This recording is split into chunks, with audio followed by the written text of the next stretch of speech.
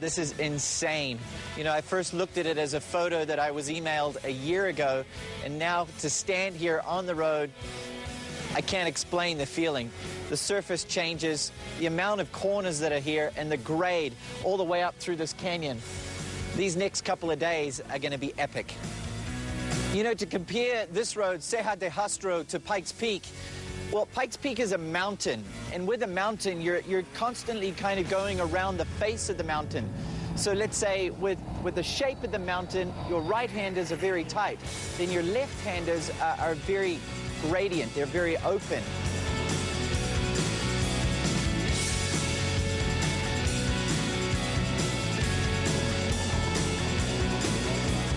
In many circumstances, kind of feels very tame to me. I've done it 19 years. I know the course inside and out. I know every detail, every landmark.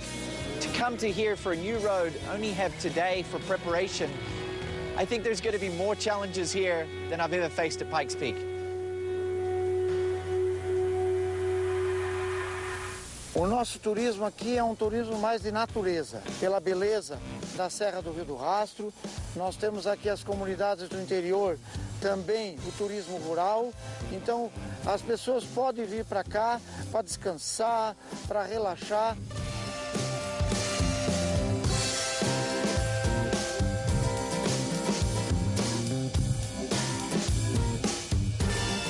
Obviously, in saying that, relaxation is about this much and focus in motorsport is about this much. And to come down here to Brazil and to be in this area for a couple of days before we challenge this road, which is just on the other side of this mountain, we make the most of a day like today, enjoying the sights, spending time with friends and family, and just really unwinding and relaxing.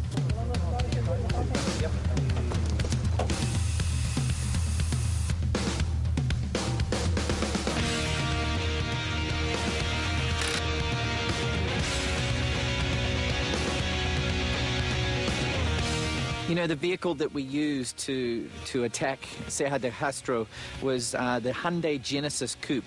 With the modifications that we've done, we've stroked the engine 6 millimeters to make it 4.1 liters. We've also turbocharged it. The engine now makes 720 foot-pounds of torque and 750 horsepower. We've also reduced the weight to 2,650 pounds. You know, the vehicle comes with a strut in the front and a 5-link or multi-link suspension in the rear.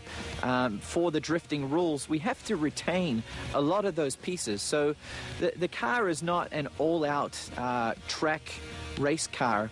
It is a modified street car per the rules that we have to abide by.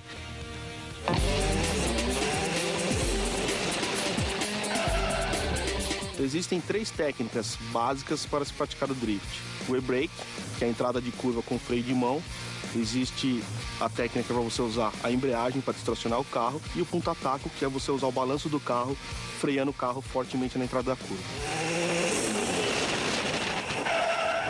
O e-brake, você na entrada da curva usa o freio de mão. Quando o carro começar a dar um cavalo de pau, ele distraciona, você acelera, sobe o giro do motor e começa a controlar o carro na curva. Na entrada de curva, você usa o freio de mão para fazer o carro andar de lado, ele dá uma distracionada. Nesse momento, você usa o acelerador e o controle de esterço do carro para fazer ele caminhar de lado. Com o punta-taco, você utiliza uma forte freada na entrada de curva. O peso do carro vai para frente. Nesse momento, você faz o balanço com o carro e ele começa a distracionar acelerando. A outra é na entrada de curva, você pisar na embreagem, aumentar o giro do motor, soltar mais rápido, fazendo com que as rodas patinem mais rápido e você distraciona o carro com o controle na curva. You know, drifting, explained in layman's terms, is effectively a controlled power slide, pushing the limits of both the vehicle and the driver on a very tricky, challenging road. What we have here with Serra de Rastro is probably the most challenging drifting road in the world.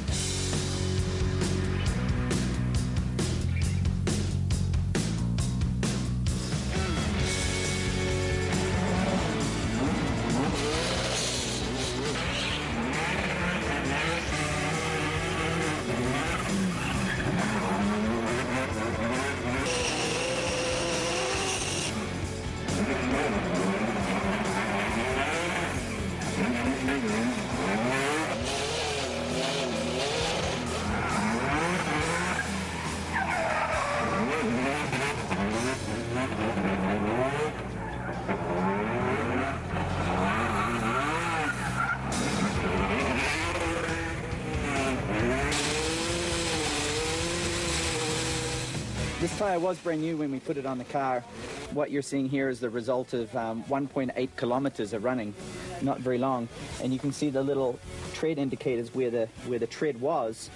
And we're basically using nearly all of the tire, just a little bit of camber. But that's probably the weird pattern is because of the camber that is in the road. But very grippy tire, but with 750 horsepower on this road, it doesn't last very long.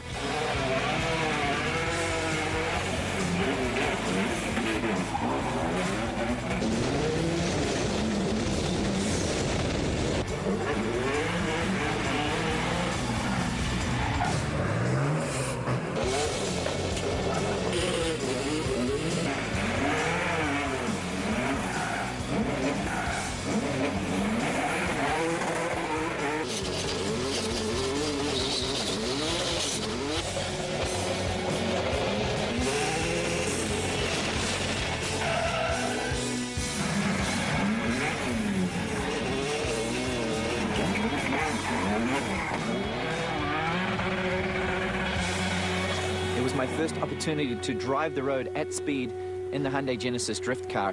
The conditions were perfect. There was a lot of grip on the road. Track temperature was warm, and the car was on fire, using all of the road everywhere, sliding through every corner, smoking those Hankook tires.